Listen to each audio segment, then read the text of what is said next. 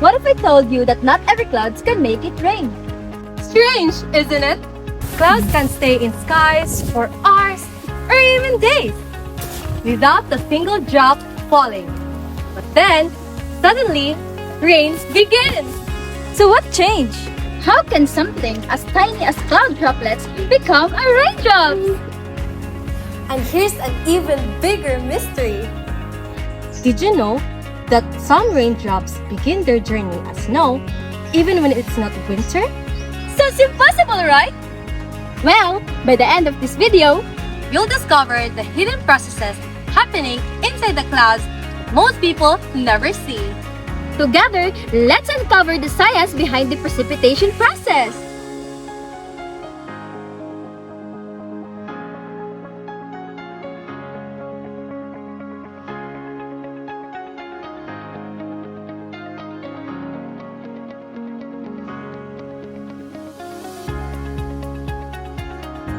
Before we understand the precipitation, let's first look at where it fits in the hydrologic cycle, also known as the water cycle. The hydrologic cycle, also known as the water cycle, is the continuous movement of water between the Earth's surface and the atmosphere. Heat from the sun causes water from oceans, lakes, rivers, and plants to evaporate into the air. As the water vaporizes, it cools and condenses into tiny water droplets or ice crystals, forming clouds. When these droplets or crystals become too heavy to stay suspended, they fall back to Earth as precipitation, which can occur as rain, snow, sleet, or hail. But here's something interesting.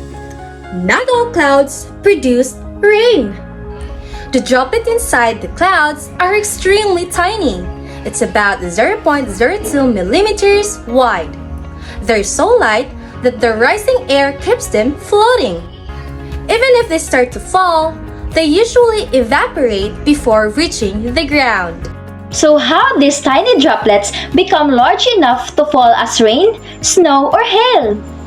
Scientists explain this through two main precipitation processes, the collision-coalescence process and the ice crystal processes, also called the Bergeron process. This process happens in warm clouds, where the temperature stays above freezing. Clouds are made of tiny water droplets that are too small to fall as rain. So to form a raindrop, these droplets must grow larger. Some droplets are bigger than others, so they fall faster because of gravity. As they fall, they collide with smaller droplets and stick together. This joining process is called coalescence, allowing the droplets to grow into raindrops. Not every collision is successful. Sometimes, droplets bounce apart because of surface tension. But droplets with opposite electrical charges are more likely to stick together. Updrafts or rising air currents also help by keeping droplets inside the cloud longer, giving them more time to collide and grow. Once the droplet becomes too heavy for the updraft, it falls as a rain. This process works best in clouds with plenty of water, different droplet sizes, and strong updrafts.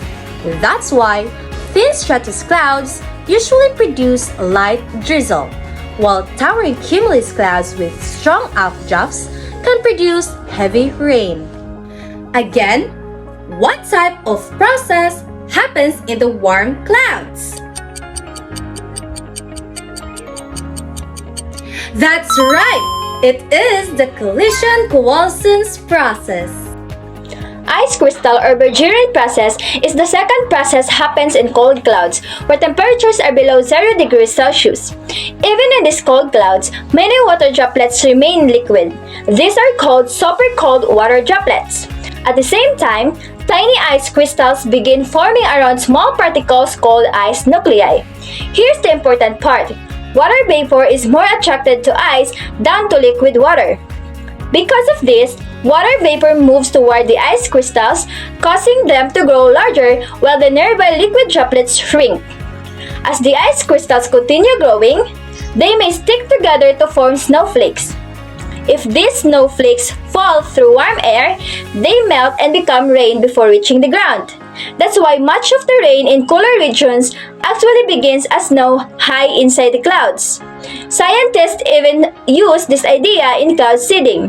During cloud seeding, substances like silver iodide are added to suitable clouds to help more ice crystals form. However, cloud seeding cannot create clouds. It only helps existing clouds produce more precipitation under the right conditions. Now, to test your mastery, what is the other name of ice crystal process where happens in cold clouds? That's right, it's Bergerian process. In summary, the collision and coalescence process explains how tiny cloud droplets collide, merge, and grow into a large raindrops that eventually fall as precipitation. While the Bergerian process explains how precipitation forms in cold clouds. Ice crystals grow by collecting water vapor, become heavy enough to fall, and may reach the ground as snow or melt into rain depending on the temperature below the cloud. So, the mystery is solved! Now, we understand the process of precipitation, from tiny cloud droplets to the rain, snow, or hail that reaches the ground. Whether it's through the process of collision-coalescence process in warm clouds or the process of ice crystals or Bergerian process in cold clouds. Every drop of precipitation goes through a unique and incredible way. The next time you look up into the sky, You'll know there's much more happening inside those clouds than meets the eye. this is Maria. This is Liezel. Keep safe